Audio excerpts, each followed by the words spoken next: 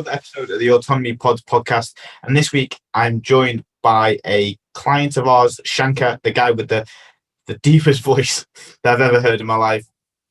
And we're going to talk about how he got his amazing results, how he's maintaining his results now, and what he's going to continue motivating going forwards. And actually, this kind of can hopefully help you guys understand what it's like to manage maintenance, a lifestyle, a job in the corporate industry, and also then being able to digest all of this into useful tidbits and help. So hopefully this helps. Hey buddy, how are you? Yeah, not bad, thanks. Self?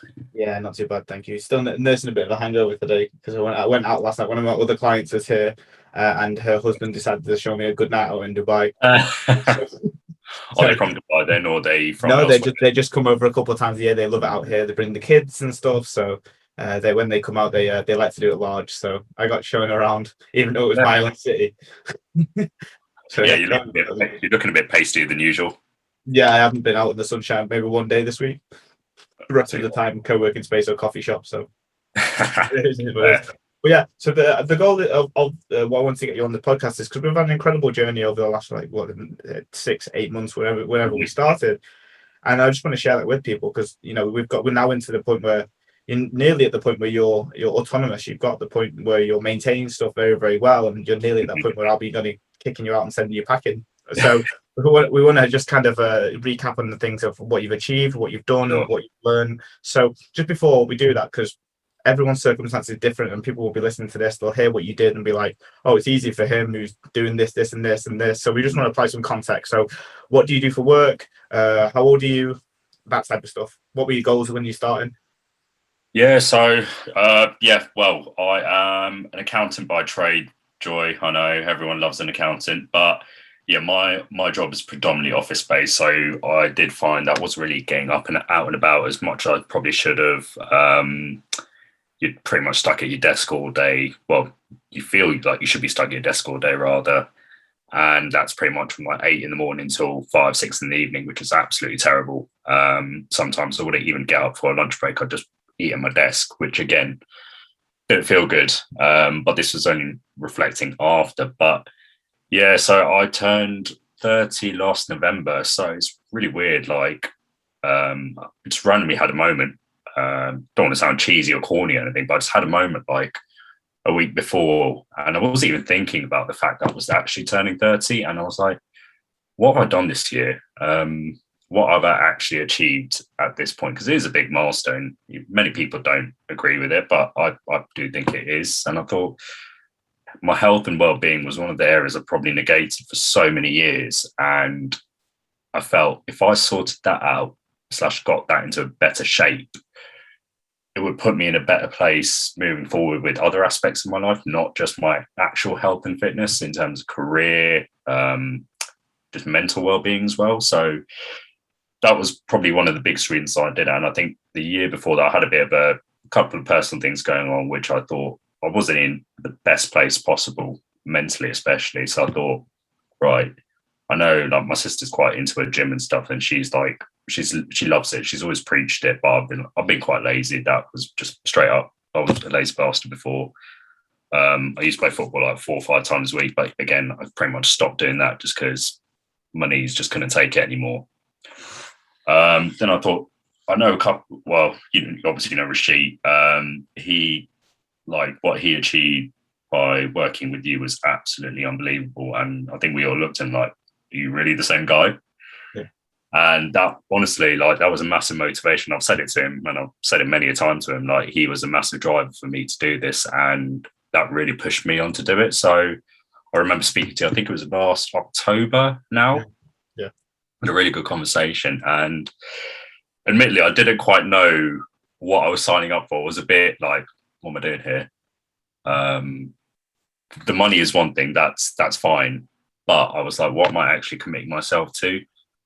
And then when you set it all out, we talked about a few things, we had a plan in place. I was like, okay, this is not going to be easy, because ultimately that's 29 odd years of habits accumulated for so many years, and I had to be realistic with myself in terms of what do I actually expect to achieve in the next 6 to 8 months, for example. And once I kind of got over that, I wasn't putting myself under too much pressure at the same time. I had to be realistic, because I think that's probably the mistake people make in terms of when they sign up to coaches or start going to the gym. They're like, shit, I've been doing it for a week.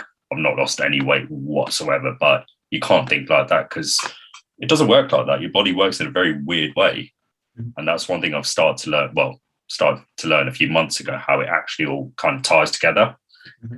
So that was probably the biggest reason for me joining. And honestly, like, I'm sure I've said it to you many a times, but it's helped me so much in many aspects of life. Like, I'm doing my ACCA at the moment, so I've got one final exam. So I think over the past year, I've actually just knocked through like 3 or 4 exams. And that's honestly, since I started this whole journey, it's bizarre. You think, oh, you've got a big commitment like this. You've got to go to the gym 3 or 4 times a week. You've got to do your steps, which again is one thing I used to think, steps, really? What are they going to do? Mm-hmm. Honestly, do it, people. It helps you just clear your head. Just go by yourself, just whack on a podcast and just walk. Like, you don't even need to have a destination in mind, just walk.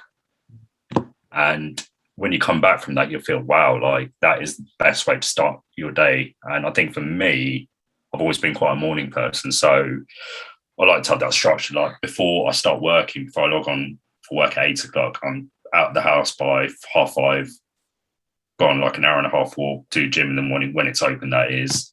I'll be back by 8. And I'm like, what a way to start the day. My mind's already active. Whereas when you just wake up, roll out of bed, log on, you're like, not quite awake. And it's not a good way to start your day, in my opinion, anyway. I know everyone works in a different way, but for me, that was one of the biggest things so far. Yeah, no, they're huge. They're just the mental clarity that you get from going outside, the oxygen, the air, even if it's raining and stuff like that, it even just adds to it a little bit as well, as long as you've got the appropriate clothing on.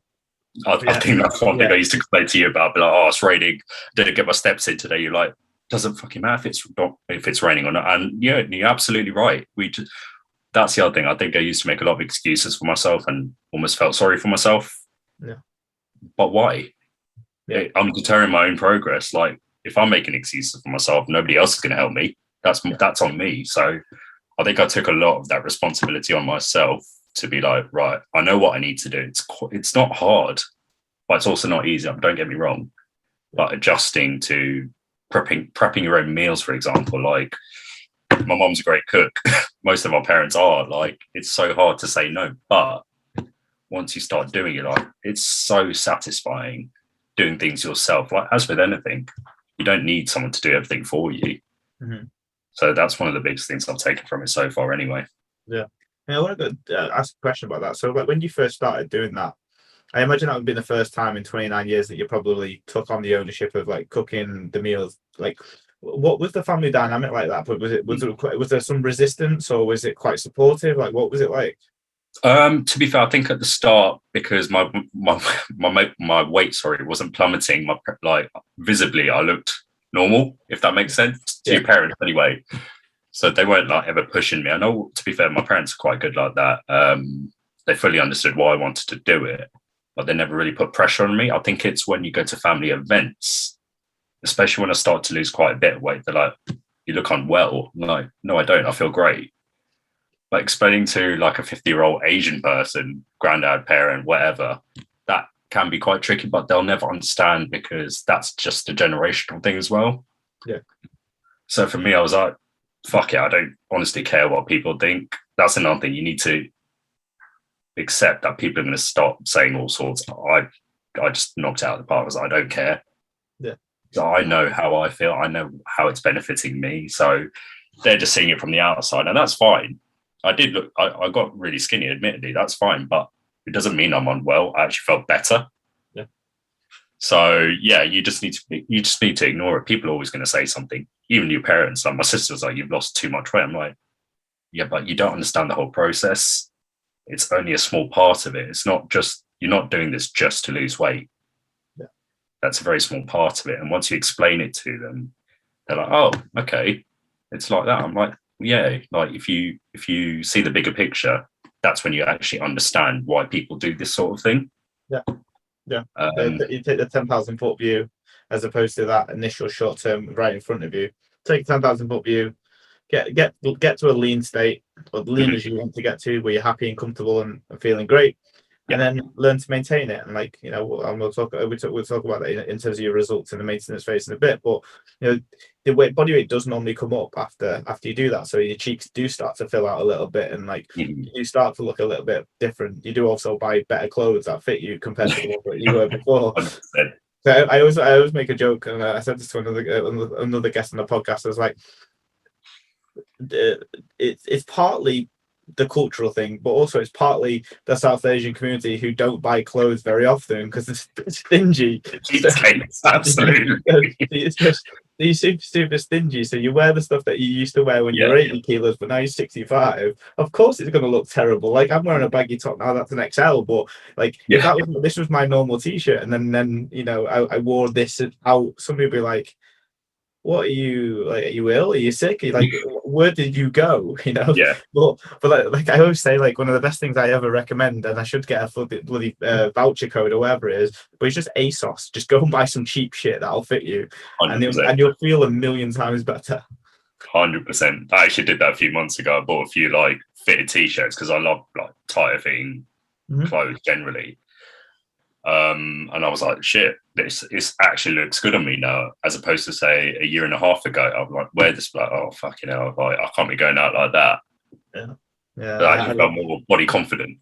Yeah, but you become body confident, and that just it comes down to a choice of like what you wear as well. Like I remember for me, it was only recently, it was Dubai for the first time when I moved back here. That's the first time I'd ever gone into like a designer shop. I went to Balmain. I was like, I'm going to treat myself to a t-shirt.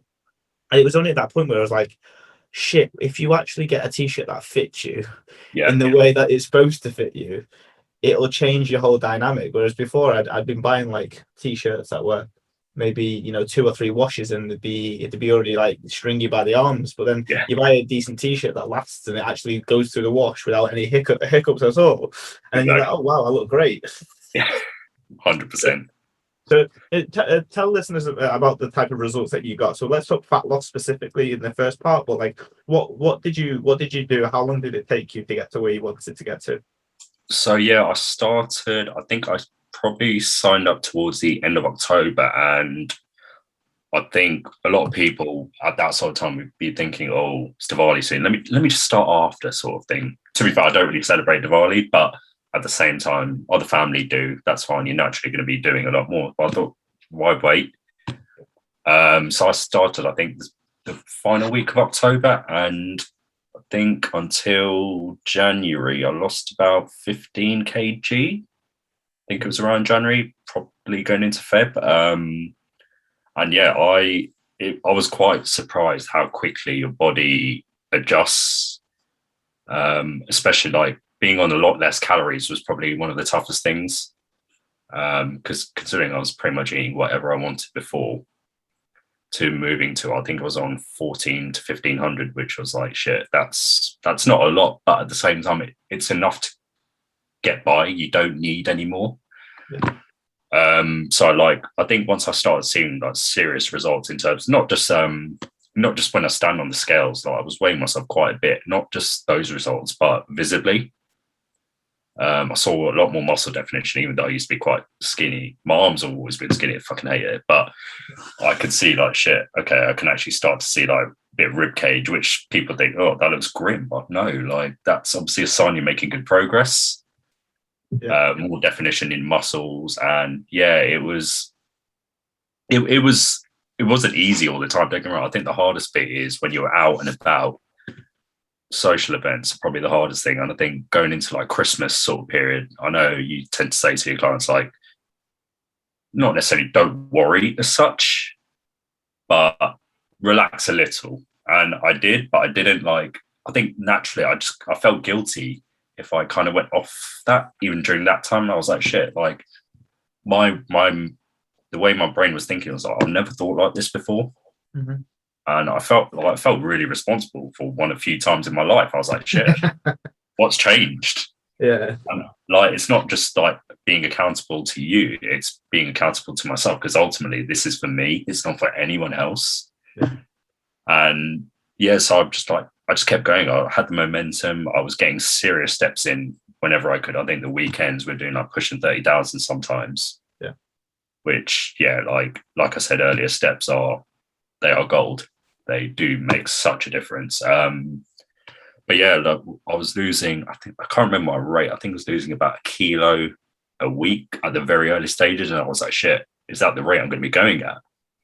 But I think naturally, correct me if I'm wrong, your body starts to be like, okay, this is sort of what I'm used to now. The rate does slow down a little bit, but you're still making super good progress. Yeah. And that shouldn't deter you from stopping. People think, oh, I'm not losing as much as before, but I'm eating the same, I'm doing the same routine. Your body's just adjusted. Yeah. I mean, It's a shock to the system. You get the whole, you go on a diet the first week, you lose but 1 or 2, 3 kilos, depending on how much shit you ate the week before, trying to not think about going on a diet. Yeah. And then like the second week, it's more like percentages of body weight. So as you obviously get smaller, if you lose 5 to 7 kilos and you go from, let's say, for example, you go from somewhere in the 80s down to the 70s, you lose a bit of the ability to, your relative amount of body weight per loss. So a kilo for a 100 kilo dude is not that big, but a kilo for a 50 kilo dude is 2% of the whole body weight. It just disappeared in a week. So it's always relative. So as you get close down into the 60s, you lose 0.6 instead of 0.8. And like then obviously you got the just inconsistencies in general, which is totally normal. But if you hover around that 1 to 1.5% of your body weight coming off a week, it's like that's the gold standard. Like if you rush it any more than that, you end up overdoing the deficit and put yourself into a hole, both physically and mentally. You'll be hungry, tired, lethargic. But then if you go on the other end of the spectrum and you don't lose that much every single week, you run the risk of like dieting for a year. And with everything, it comes down to time, place, effort, and energy. Like you only have this period of time to really dedicate to something like this in a fat loss phase, because life is, we have a swinging priority scale, right? So like for 6 months at a time, our priorities might be fitness, but then the next 6 months at a time, life events happen. Next minute, some missus is pregnant, and you're like, okay, well that's now focus, or someone dies, or COVID happens.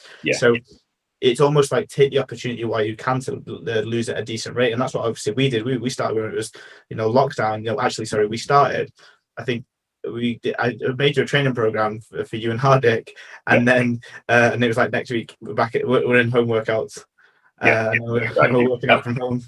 That was shit to start with, admittedly. Like it's very, I think I remember saying to you, like, it's hard to motivate yourself to do it at home. I think for me, like just having that drive to the gym in the morning, even though it's only under 10 minutes away, that time is incredible because I just whack up the music, just get myself hyped almost. But when you're doing that at home, I'm like, shit, I'm walking to my garage. It's very hard to motivate yourself, but eventually once you start working out, you're just in that zone and it feels amazing. But once the gym's open, honestly, it was the best thing. And I really hope they don't fucking close again because I'll be livid. Yeah, I don't know what it's like over there, but we're now at a point in Dubai where I think they're going to get rid of masks in the next couple of weeks, which is really, really good. But they're going hard with people now. So if they see you on the street with your mask down, you'll get fined like £1,000, because they're trying to be so harsh now, so that people will do it, so that they can take it away. Fair enough. So it's like they just want to prove that it works, so that they can get it liberated again. But hopefully it doesn't go into lockdown again. But talk about a bit more about what it was like dieting through lockdown and then coming out of, we'll go into that one in a minute, but one of the first ever things that we did in the first couple of weeks was that you tackled that social event that you spoke about. I remember it was either Hardik's birthday or someone's birthday around that time. It was even yours. Was mine, actually. Yeah, it was yours. And you were like, well, what can I eat? And I was like, well, where are you going? We went through the whole process of the menu, and you actually did a really good job on that first attempt, and that kind of set the tone for the rest of them, where you kind of had the strategy to be able to go. So can you talk about like that strategy, the thought process behind going and maybe doing a birthday or doing a social event differently than you've ever done it before? Yeah, so I think obviously before, wouldn't think twice. To be honest, I love my food. So what I usually do before I'm going out is straight away, where we're going, have a quick look at the menu and be like, shit, I'm going to get that, and that. Yeah. Being a fat bastard. But I think this time around, when I think we went to Wingman's, and chicken wings, I was thinking, they can't be the worst. But when you really look at the calories of some of these things, like, wow, that is pretty damn shocking. That's another thing. I'm more conscious of calories now. Like, shit, having a dip, nothing. But now I'm like, wow, it's more substantial than you think. So I think I was able to, knowing what sort of calories I had to play with for this social event. I know we talked about it before, and you're like, okay, you can have your mains, try and avoid starters, and you can have a beer, of course you can, but you just need to be responsible when you're there and know what you have to play with. Don't overdo it, because that's another thing. Like, a lot of us just eat with our eyes, we don't think, and that was me before, 100%. But now it's like, shit, okay, I've got X amount of calories to play with for the day, for example. So before that, I'd like manage my breakfast, my lunch accordingly. So not to say I wouldn't eat, because I think that's probably the worst thing you could do, not eating ahead of an event, because naturally you're more hungry, like you're just going to scoff stuff down. Yeah. So I think breakfast that day, I probably had my oats. Lunch, probably had some chicken with some like salad, and tried to reduce my carbs. And in the evening, I was like, okay, fine, I've got X amount left as a balance for the day. This is what I can kind of work with. And when I got there, it was absolutely fine. Like, I didn't feel the need to order more stuff, which I didn't ultimately need, like a dessert or whatever. I didn't feel the need to get that after. Before, I'd be like, yeah, fuck it, let's get dessert, let's get more beers in, all that stuff. Like, there's absolutely no need. Mm-hmm. And I think since then I've been more comfortable, and I felt more responsible, even though it was that one time I did it properly. I was like, shit, okay, it's not that difficult after all. I felt more confident in my own ability to judge, and using things like MyFitnessPal do help, albeit a lot of it is estimation. You're never going to know spot on, but that's fine. Yeah. You just need to accept that you're going to be ballpark. You might go over like 10, 20, 30 calories for whatever it is, but it shouldn't throw off your whole day. So I feel like moving forward, especially like now in the phase I'm in now, even then I'm still able to manage my calories just fine. And I don't think, oh shit, my parents like love to buy random nonsense, but that's for them. But I don't ever feel the need to just walk in and just grab it and eat it. Like, I've got a crazy sweet tooth. I love chocolate. But if there's chocolate at home, I could happily just walk past it. And I don't even think, shit, I could do with a bit of that. And it's weird. Like, I find it, maybe it's just my age as well. The other side of 30 now. So I'm like, oh, maturing taste buds possibly. But yeah, it's, it honestly, it feels really good. It feels really good. I think I took part in some South Asian medical study a few weeks ago, and I did like various blood tests, cholesterol, body mass, body weight, all that stuff. And the guy was like, "You're actually really healthy." I'm like, "Yeah, I know. This is," and I told him about this program actually that I joined, and he was like, "That's pretty impressive." I'm like, "It's not hard though." Yeah, it's about changing habits, and I think we all get into really bad habits and trying to undo that. People want to do things very quickly. No, just be realistic. So yeah, I think since then it's been solid. Yeah. So because I'm a true believer of like how you do one thing is how you do everything, and it plays out in my life so clear. Like, I'm a guy who is super creative, and I'll do something to a 98% and never can do the last 2%. Mm-hmm. Whereas some people can't do the first 90% or the 95%, and they can do the finishing things really well. I think what you did in that scenario with the social event is that you did the full 100% the first time. Mm-hmm. And then what you get from that is all the learnings of responsibility, control, the accuracy of understanding with nutrition. It all came in one hit. So like, it didn't have to take you a few attempts, a few failed attempts, a few like hiccups, or even just a few where it was like, oh yeah, I had a little bit of extra this or a little bit of extra that. It's like, no, we did it great the first time, we did it spot on, and you learned what you needed to learn, and you moved on. And that's like it's an education process that ultimately, like Monopoly, if you don't pass go, you do not get the £200 or whatever it is. And it's that process. And once you do it once, it's very liberating. Often people will do 90% and they won't tell you about the bread that they had at the starters or the olives that they had on when the beer came out. And they're the things that, when you're looking at the lessons learned, is that you miss out on that lesson, which is no, or it's on me. So yeah, it's a huge one. So moving on to now that you obviously spoke about the responsibility and you spoke about like how it's really really impacting you. Like, what happened after the diet? So talk about the move into this new phase that we're in right now. Yeah, so again, like that was a bit of a shock again to the system, just because I've been so used to working with 1,500 calories, call it, for what, 6 months? Yeah, I think it was about 6 months. And for me to then be on, I think 2,300-400 at the moment, I was like, shit, I've got calories to play with. Like, most people think, fuck yeah, that's a win. But again, like I think the hardest thing for me was my body was so used to having X amount per day for such a long period. And I got so used to it. I was like, this is actually really hard to get my calories in now. And I never thought I'd have that issue. Never thought I'd have an issue eating. We all love food. Like, nah. I used to tell a couple of my mates and they were like, that's amazing. Like, you can literally almost do whatever you want. I'm like, yes and no. But it's really hard because, yeah, like I said, you've been doing it for so long, trying to tell your brain you can actually eat more, especially like being Asian, I love rice. And being able to have that more now is like, it's a blessing. But at the time I was like, can I eat that?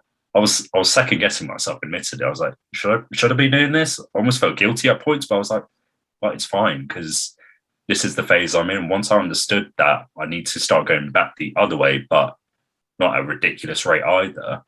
I was able to manage my portions again, started like, again, MyFitnessPal. It has helped. And don't get me wrong, I have been a bit lax with recording stuff, but at the same time, I know based on, I'm pretty consistent in what I eat as well. So I do have a good idea. So don't get me wrong, out of habit, you should be recording stuff daily just so you get a good idea of what you're dealing with. But so at the moment, yeah, it's I don't find it an issue at all. So my morning is I have my crunch nut clusters, which are just heaven. With a bowl of milk. Like, I have not had cereal in probably about 2 years until that, and I enjoy it so much. It's such a small win. Even just having a bagel, and then lunch, I'd usually have a bit of rice, chicken, some veg, which is fine. That's pretty standard. And then it's similar for dinner, but probably have a bit of rice again, which before that I wasn't really doing that. So you do have a lot more options. So the first 6 months are probably going to be the hardest because you're eating a lot less. You probably can't eat as much as you'd like. But again, once you really explore substitutes, and you have to be adventurous, because that's one thing I found. I think I asked you a few times, I'm getting bored of chicken all the time. What else can I have? And once that sheet you guys have prepared it was a massive, massive thing. Like, having options is crucial, because otherwise you do get in a bit of a rut. You're like, oh, it's this again, oh, it's that again. You'll end up eating probably a Mackie D's or some shit, which ultimately is not benefiting you whatsoever, because you'll enjoy it for all of 5 minutes. An hour later, you're like, shit, I'm hungry again. Yeah. But you've just had 700 calories in a burger. What does that achieve? Absolutely nothing. Yeah. So now, like, yeah, I've got more calories to play with. So I have my shake. I have like maybe a bit of dark chocolate if I really, really want it. But yeah, it's just nice to have that bit more freedom as such, but also still knowing that, okay, I'm not like allowed to eat absolutely anything. You still have to be responsible. You're still working within a boundary, and exceeding that, yeah, it might happen every so often. But again, with the social events starting to pick up more now, I'm like, this is almost a good time for me, because I can manage my day better. Like I said earlier, like, I know what sort of calories I'm playing with. I know how to manage a social event. If I'm going to have a few beers that night, I'll try and semi-compensate for other things during the day. And I do weigh myself more often now. So I'm like, okay, I'm going up at a good rate. I'm not shooting up a kilo or two in a week, which is just silly. That's not the way to do this phase right now. So I'm enjoying it, actually. I am enjoying it. It's a good one. It's good. We had an interesting conversation a couple of weeks ago as we were pushing these calories up. You know, we're looking at ways to kind of get food in. Hence, we were talking about the crunchy nut clusters. And if anyone hasn't tried the new crunchy nut clusters, they're legit the OGs of cereal right now. They are. Crunchy nut. Well, Kellogg's are just doing absolute wonders. Like, normally for me, I'm a big like granola fan, but only when granola's in clusters, like in like blocks of shit. I don't like the stuff that just looks like it's sprinkled and it looks like oats with a little raisins in there. But if it's got a bit of crunch behind it, I'm for it. So like we had this interesting conversation where we're like, we need to push food up, and you were like, okay, but I'm struggling to get that quote unquote healthy food in, and I just questioned that straight away. I was like, well, why do you need it to be healthy? So we could just expand on like that thought process that you had, and now how that's kind of changing over time now, as well as we're moving into this, you know, like a different phase compared to that fat loss. Mm-hmm. So I think my view of healthy / unhealthy for me would have been foods generally a bit more high in fat, high in sugar. And I think I've always worried about the sugar element because there's always been a history of diabetes in our family. Mm-hmm. So I'm like, that's one thing I've always been a bit cautious with. And I think I remember saying earlier, like I've always had a massive sweet tooth. I'd be able to eat a 500-gram bar of chocolate, no questions asked. I'd be getting full fat Coke. I'd drink 2 liters of that in a day if I really, really wanted to, which, oh, fucking hell, just thinking about it now makes me feel sick. But yeah, I think that's, so when we spoke, I remember saying like, fine, I've got more calories to play with, but I feel that there's certain things like a Biscoff spread on a bagel, I would have thought that's unhealthy. And don't get me wrong, having a lot of it probably is, but that's the other thing. If I'm working within those macros for my day / week, it's fine. Like there's no such thing as unhealthy unless you have a shit ton of it, which I think that's what a lot of people tend to do. And that's why they think things are unhealthy. Like having an apple, it's still got calories, it's still got sugar. Yeah. There's no such thing as good sugar. Sugar is sugar. Same with fats. So I think it was a bit of a mental block at one point. And then when you explained it, I was like, when you challenged me on that, I was like, no, it's a very good point. When I thought about it, I was like, yeah, no, you're absolutely right. It's about how much you have of it in the day. It's not about, there's no category saying unhealthy or healthy. I think the other thing, which probably people get a bit sucked up into, this government guidelines on that there's some sort of pyramid. Yeah, I actually think that's a load of bullshit, to be honest with you. Yeah. And that's one thing I used to look at as well. I'm like, well, if the government was saying it, it must be true.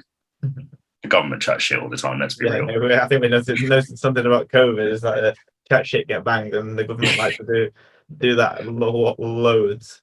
Yeah, I exactly. think that the point that you make around the moderate amounts, right? You could name a food, and you could justify its purpose when you know enough. So if you're like, oh, fish and chips from the chippy are bad, it's like, okay, well, where chips come from? Okay, they come from potato, and oh yeah, but they get fried. It's like, okay, well, oil is oil. Like it's okay, like in moderate amounts. Like you're not gonna have liters and liters and liters of oils on a day-to-day basis. I think also there is that lifestyle / optimal boundary that most people kind of don't remember. They want to remember that these things are better or worse, but they don't remember that life is worth living, and that like Biscoff on a bagel, it will make your day completely. And 100%. as long as you have like, you know, we spoke about, as long as you get like 80% of your day in percentages will be like great foods, your wholesome foods, your veggies, your potatoes, your rices, your chickens, whatever it is, your meat sauces, and then you've got 20% of that day to kind of have the niceties. You know, you've earned it. It's a lifestyle worth living, whether you spend that at the weekend or whether you spend that during the week. Exactly like your financial budget, right? Like you're not gonna go through life as anybody without having some level or percentage of your wealth or your income coming in going towards nice things. You know, someone buys a nice bag, a pair of heels, new wallet, going on a night out. They're the same as your Biscoff spreads, your wine gums, your ice rolls, your ice cream, your Ben and Jerry's, whatever it is that there has to be a portion of your calories or your wealth of food coming from nice things. Otherwise, what's the point? What is really the point? You know? Salted caramel ice cream from, I think it's Oppo or Halo Top. Yeah. That again, like that's the other thing. I bought ice cream. I've not bought ice cream in years. I'm not a massive ice cream person, but I remember you said it to me like, oh yeah, like if you're lacking in calories some days and you know you're in this phase where you can afford to have a scoop of ice cream. And that's the other thing. I used to feel like, shit, ice cream, really? It's full of shit. It's really not. It's about how much you have. And one scoop for me of that is perfect.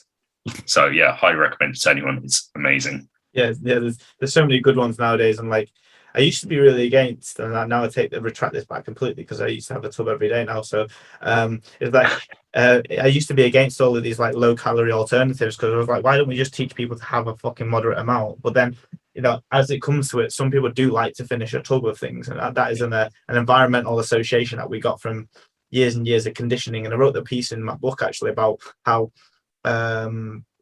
companies design foods to be eaten more rather than worry about you, right? So that a big share bag of Doritos isn't made to share, it's made for you to consume more so that you buy more share bags of Doritos. And Pringles are designed at a certain length and certain texture and a certain crunch to be able to, for you to then want more of that specific thing, and it's height in the same way. So and now I get that with the low calorie stuff, because it does stimulate that taste bud. And if you've been conditioned to finish a box or finish a bag, then you do want to get that gratitude of finishing the tub or whatever it is. But bringing it back to that whole element of the ice cream and why it was there in the first place is that when you're struggling to get the calories in, you do have to go for more density calories. So the crunchy nut clusters, the cereals, the ice creams, the things like that were, you would say it was not particularly healthy, but also you'd say, it's not a great spending of your calories during a dieting phase. Yeah. But then that's where the mindset shifts. It's like, okay, we're not in that point now where we're making the most out of the 1,500. We're not budgeting like we're on a minimum wage. We're now in a bit where we're above the VAT threshold and we're earning a decent amount of money, and like, we're tax free in Dubai, whatever it is, and you've got pounds to spend. It's the same process. And now learning how to spend that, it can be very, very wise, or you can get carried away. But as long as you have those boundaries, then it becomes nice, because we all, as humans, we need boundaries. We need we either create them ourselves or they're created for us, or we seek places where they're created for us, because that gives us certainty as opposed to anxiety. And once we create those boundaries ourselves, well, we created them, so we should be able to. We will stay with them because we've created them. So it's just such an interesting topic when it comes to like the density of food. And lower calorie options will be great during the dieting phase, the more volume that you can get. But when you carry over some of those traditions into the maintenance and lifestyle phase, then the rest of the calories can be spent on high density foods and the way that you want to utilize them. So like, in terms of this phase now where body weight is starting to come up, in terms of the way that you look at yourself, perceive yourself in the mirror, how has that been? I did a podcast with a guy called Anish, who he really struggled with the incremental increase in body weight as he got into this muscle building phase. How has that been for you when now going in the opposite direction, and so long trying to go down, it's actually now going a little bit up? Yeah, I won't lie to you. I look at myself in the mirror every day, not because I'm a vain bastard, just because like it's a good indicator of how you're doing. But yeah, it was hard. I was like, shit, I'm putting on weight again. I shouldn't be doing this. It was very hard to tell my mind, no, it's fine. Like, you're in that phase now. I did feel guilty at points, but I'm like, I know I'm not eating a load of nonsense. I'm eating what I should be eating. So it's fine for your weight to go up. And it wasn't, like I said earlier, I think the rate of it going up is the way it should be. It's not shooting up. It's not shooting down either. I'm pretty steady. So once I kind of got over that, and it did take some time, I think we're into maybe 4th week now of this new phase. It was probably only until maybe 2 weeks ago, maybe even a week ago, that I kind of accepted that your weight is going to go up. And don't get me wrong, I still look at myself in the mirror now and they're like, it's looking a bit different there. But at the same time, you've got to realize that you need to go up with the amount of, I think right now I'm on 5 workouts a week. There's a lot of muscle building to be done, and you can't build muscle without having more calories either. Your body just won't be able to cope. You need the energy. And yeah, I think that it was hard. I won't lie to you. It was very hard. Like you said, you're so used to seeing your body go down, like dropping fat, whatever. You see more ribs and all that shit. And you're like, okay. The other way, you're like, oh, what am I doing here? Like, have I just fucked this whole process up? No, you haven't. It's fine. It's very hard to tell yourself that though to start with, because you've been doing it for so long. But once you're over that, yeah, don't worry about it, because you will, providing you're sensible, providing you're not doing stupid things, it's fine. You don't need to worry about it. So yeah, it was tricky. I won't lie, it was very tricky, but I'm okay with it now. I've accepted it. As long as if I start to see massive changes, then I'm like, oh shit, okay, that's probably something I'm doing as opposed to anything. Yeah, and like you said, and that brings it back to the thing that we just spoke about as well with the boundaries. That you've given yourself this boundary of like what's acceptable and what's not. Mm-hmm. And once you create that for yourself, I mean, we created that when we first started that maintenance phase. Anyway, I'm a big believer in the autonomy journey being keep people around about 0 to 4 kilos of where they finish their fat loss phase and stay there as long as you can. And then Yeah. use that as a bit of a guide. If you go over the 4 kilos in a short space of time, let's say less than 6 months, then you Mm-hmm. probably need some work working within your calories again, and then just reestablish that baseline. But if you can stay within 0 to 4 kilos over the 6 month period, you've practiced habits that are maintenance habits. You've stayed there, which proves that you've got it. And equally, then you've played around. The visual aspects will change over that 4 kilos relative to your body weight, so you get over that psychological hump as well. And I think one of the biggest things that I don't even think we've spoken about this, but one of the biggest things for maintenance is being okay and getting comfortable and getting happy with the self-worth of you and the things that you brought within that fat loss phase isn't actually down to how lean you are or how many ribs that you can see, as you said. It's actually down to the process that you do daily that will Mm-hmm. make you feel better. Like you said, that you get such an enjoyment out of steps and you get that mental clarity. Now, you're going to get that whether you're 1 kilo heavier than where you are right now or 4 kilos less than where you are right now. That's just a process daily that you're going to get. The Yeah. clarity, the certainty, my fitness power tracking, that's going to give you and serve you at any body weight. So getting comfortable fluctuating between those 0 and 4 will get you a lot more wholesome and rounded in terms Mm-hmm. of what you value. Because a lot of people do end up getting, they start fat loss journeys because they're unhappy with the way that they look. Some people start those journeys because they have this need to they think that fat loss will create this facade or make people more valued in their social circle because they Mm-hmm. are doing certain things that other people are doing too. So when they do that, they wrap themselves or their identity up in that body weight or their leanness, so that their friends can say, "Oh, he's the shredded one of the group," or "He's the lean one out of the group." But Or think, actually, it doesn't really fucking matter. Like, well, that's more of a relationship with yourself issue and psychology. But you being able to stay between those 0 and 4 kilos is going to be an absolute game changer. And like just out of context as well for people is that the key for most is to gain at like maybe 1% a month or 1 to 2% out of the gate. If you can stay that 1 to 2% per month ratio, you're going to be able to do a muscle building phase for a long time, even if that is you have no intentions to do muscle building. If you gained 1%, 2% naturally because you're enjoying life and having the flexibility, you won't be dieting again for another year before you gain that 4 kilos ish, depending on your body weight. So, you give yourself a year of maintaining, which is much better than where you've ever been before. So that's always a critical thing to know. And then in terms of like training wise, what's the focus now for you? to be honest, I think I remember saying this recently. I think based on my sort of current commitments and all that, I know we have 5 workouts planned in the week. So realistically, at the moment, I'm only managing 4, which don't get me wrong, I'm not completely just happy with slash unhappy with rather. But I know if I can get that extra day in, like it's not a case of speeding the whole process up. I don't want to tell myself that because I'm not in a rush. I'm not in a race against anyone. This is like it is a process, and you need to accept that week on week. If you're making improvements to your reps, your weights, whatever, that is the most important thing because that does show what you're doing is working. So for me, like I think I remember saying to you, I've always had this sort of subconscious thing where I pretty much like I don't really push myself enough. And I think more recently, after it was our last check-in with the check-in before, I've really started to like, fuck it, especially the first set.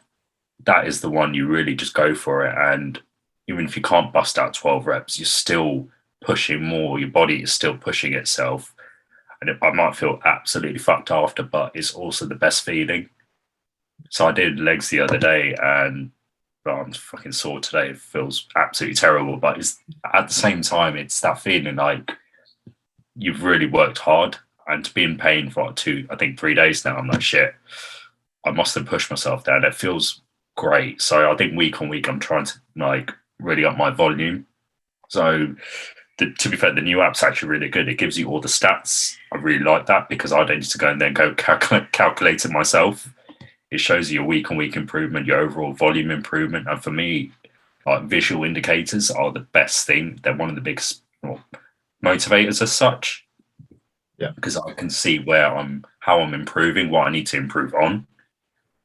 So at the moment, I think my biggest sort of focus is to just get my weights up each week, and that's not just because I want to look like an absolute big bastard. I just want to be strong, but functionally strong, not just strong for the sake of it. I want to be able to do stuff. Like I want to be able to play sport well. I want to be athletic because that's always just been the person I've been. So I don't want to just be some like big ass bodybuilder. Like that's just not me because I'm a fucking tiny little Asian guy. I can't bodybuild for shit. But I want to be functionally strong, and I feel like the phase we're in right now in terms of training, it's really putting me that way. I already feel the difference. And again, my energy levels are still up, which is quite surprising. You think doing 5 workouts a week for an hour each morning, you'd be absolutely knackered, but it's quite the opposite. In fact, it actually stimulates your mind, especially starting in the morning. But again, I'm just preaching the morning thing here. That's all. Yeah. Like, how did you find? So, if there was a transition for you to now move into that like first set mentality of like really pushing that first one, yeah. How like talk to us about like the preparation going into those sets? Like, are you like beforehand when you weren't training with Autonomy? Were you like how were you thinking about training? Were you just going in the gym, just doing the sets, and listening to some nice Spice Girls? And now you're like thinking about, or are you now thinking about, okay, this is what I've got to beat in terms of the challenge of performance? So it's actually Taylor Swift, by the way. But it would be I'd go into the gym, and to be honest, I'd have absolutely no structure. I'd walk in, first machine I see, like fuck it, let's do a bit of that. Onto the next one, onto the next one. And sometimes I remember saying to you when I first joined, I'd walk around aimlessly and I feel like just lost. And I feel because when you see everyone else working out around you, like shit, these people know exactly what they're doing. You've got a finite amount of time in the gym before you have other commitments to deal with. Mm-hmm. Don't waste that time. It's all about being efficient. So once I the minute I walk into the gym, before I even go into the gym, when I hammer my black coffee in the morning, before I get into the car, I'm like, okay, this is what I'm doing today. This is the way I'm going to start on based on looking at last week's weight. So I'm like, okay, first set, go 4 or 5 kg higher. It's a small improvement, but still for me, that's quite big because I've always noticed that I've always had a bit of disparity between my left and my right, especially with my arms. And that is probably the most frustrating thing. But again, until you really challenge the other arm to try and keep up with the stronger arm, you're never going to get as strong. So I've started telling myself that more often as well. I'm like, just fucking do it. Just really push yourself and get someone to spot you if you need to, of course. Like, don't fucking do yourself an injury because that's the last thing you want to do. Especially I've had 2 fucking surgeries in the past 2 years. So I think that's my approach has changed and it feels so much better. So tomorrow, I don't even know if the gym's open, so it's bank holiday here, but I know that what I want to achieve in the week in terms of improvements, and then I can look back on that week after and be like, I'm pretty happy with that. But again, be realistic. Don't be stupid with it because you will cause yourself some serious harm. Because I've seen some people do some pretty stupid things. I'm like, you're an idiot. Yeah, I know, 100%. The guy who did his bicep pec, wasn't it, in Dubai actually? Yeah, the guy, Ryan. What's his name? Yeah, he's coming back now. Well, he's not coming back, but his following his journey because he trains out of Banus, which is around the corner. I'm like, just mental to see that. I mean, that's a good learning about how when you're strong, even if you're super strong, the exercise that you pick are really really important from injury management. Like there was actually a guy about a week before that he did that.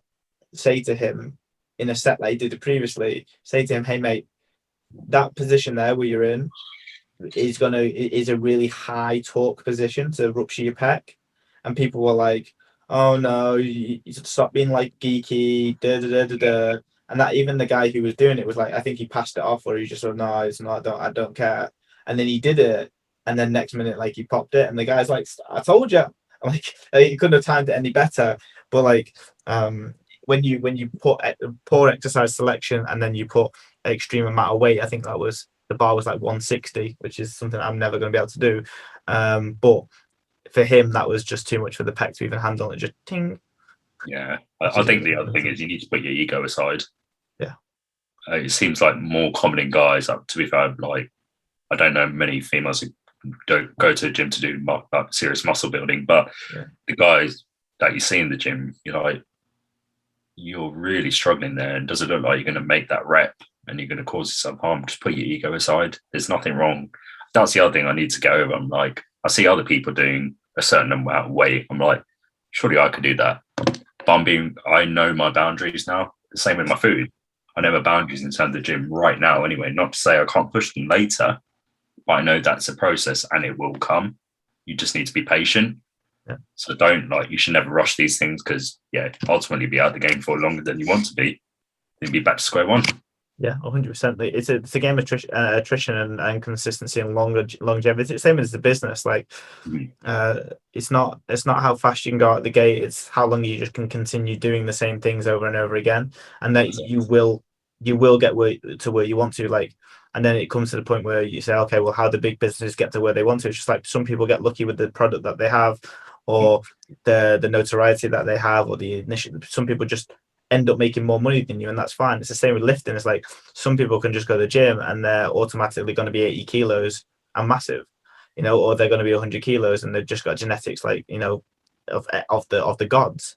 And like, especially for the South Asian community, like it's not the gene pool of muscle building is not particularly strong, because of I don't know how many, it will only be like 40 years or 50 years of protein intake, as opposed to like white Slovakian dudes or black dudes from Nigeria who basically just ate protein and that's it, jerk chicken, that's it, chicken, rice and peas, and that's what they lived off, and that will play a huge part. But you going and looking at your numbers and saying this is what I've got to beat this week takes away the thought of what's that other person doing over in the gym. And so, of course, if a pretty girl catches your eye and you're like, all right, okay, I might go for a PB today, that's okay.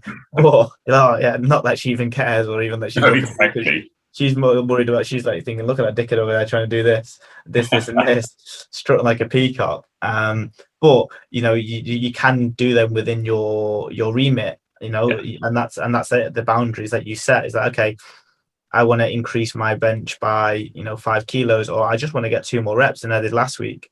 And those kind of setting the moment tasks that you'll do ultimately ground you when you go into the gym, and then you see these things happen, or you get swayed, or you think that you're going to do what everyone else is doing and lift with your ego. It just brings you back into that moment of saying, well, actually, the 5 kilos extra this week wasn't my goal. The goal for this week was to do the same thing with great form, but 2 more reps. And it like what do you call it? It just grounds you. Yeah, no, exactly. Kind of got this motto in my head. I've never really said it. I know it's fucking corny as hell, but it's like put the plate back and don't look back. Yeah. Like there's nothing wrong with that. Yeah, that's absolutely a good one. Nothing wrong with that. Yeah, it's fantastic. And now we're at a point where shifting on from that, like training is in a good spot, and that's where the goals are. Like, what particular like if you were to point out one thing that you still need to learn to be able to be quote unquote autonomous, what do you think that thing will be? That's a tough one.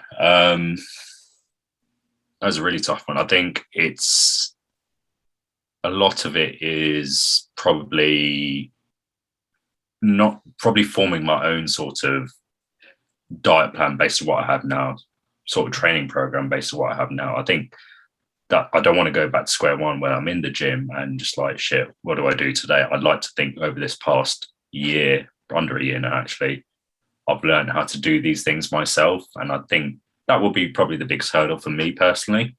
I trust myself to get out my walks every day. That's not a problem. I trust myself to eat better, but it's probably being in the gym again and not necessarily having that firm program in place, because I like to have that structure. But again, I can't rely on yourself or anyone else to have put that in place for me. I like to think I've kind of developed that knowledge in terms of each day what I need to be working on. So doing push one day, pull one day, upper another day, lower the next day, kind of how to manage that effectively. So I think that's probably the biggest thing. But I'd like to think by the time I'm at the end of my program, I'd feel I've learned that.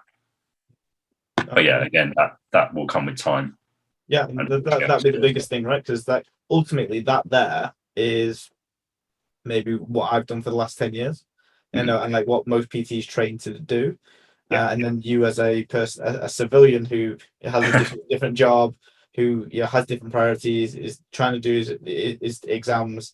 That is like almost the job within itself. Like it's a job. Like if you could do that, then you might as well be a PT. Like so, what you want to do in those scenarios is leverage around you. So like I think at that point, or the goal for me, when people leave autonomy, is that they can then go and actually pick up a program from someone that is just specifically training related. There's plenty of apps nowadays that you can pay for like £12 a month, and they will give you programs where it's for the next year, and they phase it and they bring it towards your goals, and they will tailor it and just training.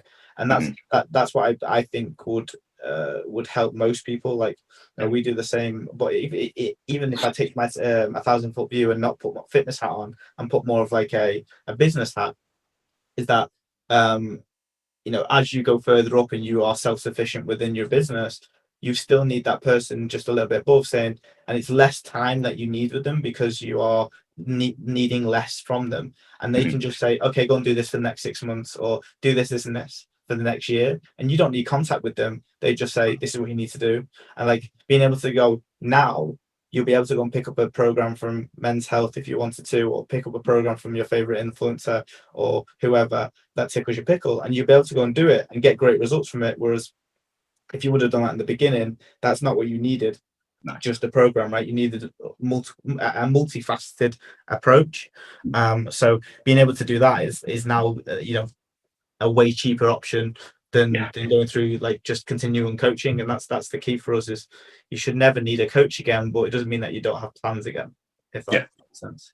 I've actually sort of earmarked one. I've kind of got an idea. I don't know. Do you follow Matt Does Fitness? Yes. Yeah. So he's kind of got his own app at the moment. I think they've kind of got like exactly what you're speaking about, training plans. And he's a great YouTuber. I actually really, really enjoy his content. Same with Mike Thurston as well. He's based in Dubai, isn't he? Yeah, Thurston. Well, he gets around more than I do. But I was having dinner in Ibiza 3 weeks, 4 weeks ago, 3 weeks ago, and then he just sat next to me. So like it's like he's in Ibiza, Dubai, whatever. But he's in one of those guys where he just does those programs, $12.99, $15.99, whatever, and you go and utilize it, and that's what he makes his money out of. And they're good programs. I mean, any program is good when you apply effort, attention to detail, and target setting. So, and then that's what we've obviously just spoke about now as well. So like there's no reason why that will not work for you forever now. The last thing we'll be doing is suffering from decision fatigue again. Because you won't do any program then, because maybe I'll do that, maybe a little bit of this, maybe a little bit of that, and you'll be just program hopping, 2 weeks of this, 2 weeks of that, 2 weeks of that. But hopefully we can get you in the gym with Hardik again, and other people as well, Rush, and do those things with other people as well, because that creates community as well. And that is a motivator. It's nice to be able to train with other people, 100%. Yeah. I mean, I miss it sorely. One of the biggest things I've missed from the UK is having a training partner on a day-to-day basis. But it's not that I can't get one here. It's just I like it being my mate, like a guy that just shits and giggles, and like it's just like you don't have to turn up every day and be a facade. You can just be a guy who just comes in mopey as fuck, and you leave happy and elated because you've done a training program. 100%. Yeah. So I mean, what last question would just be simply, what's the biggest advice you would give to someone that is starting autonomy, or even just like not even looking at considering it, but to take their first step forwards now in achieving the body that they want? What is the biggest advice that you would give? Don't think twice. Generally, don't think twice. Don't give yourself time to form an excuse not to do it. I think that's probably one of the things I did quote on mistake I made early on. I probably could have done it earlier. There's no reason I shouldn't have. But I think I started forming excuses in my mind, like, oh, I'm starting a new job, I've got exams to do, I've got X, Y, and Z going on in my personal life. You're always going to have something going on. You can't get away from that. We're all busy as humans in one way, shape, or form. But I think for me, like I said earlier, having this will actually help you. You'll be surprised. Like, it is a commitment, of course it is, but you don't achieve anything by not committing to something, and that will come. And it is enjoyable. It sounds, some people are like, oh, you're not eating anything. Is that really enjoyable? Well, it is when you start to see the results, not just physically, but mentally. And I think the mental side of things, especially like this year, I think a lot of people really suffered because of the pandemic. And I think that was one of the biggest things. We've all had too much time at home, too much time probably thinking about things, which is good and bad. Having something like this in place, it's actually something you look forward to, and you're bettering your life. Like, for me, that's a no-brainer. So just do it. Don't think twice. Just do it, and you will start to see the results sooner than you think. And enjoy it. That's the most important. You have to enjoy it. Otherwise, it's a chore. And no one ever does chores. No, exactly. For a long period of time, anyway. That's why you have a cleaner. Yeah, exactly. That's why I say all the time to people, like, what are you working towards now? Like, why are you making the business the way you are? Yeah. I just never want to cook or clean again. That's the only reasons. No, absolutely. If I want to live my life a certain way as well. That's why I'm busting my arse off now with this as well. I want to live my life a certain way, and this will help me. So, yeah, just do it. Yeah, just do it. I appreciate that, buddy. Well, thank you for coming on. No, thank you for having me. Appreciate it.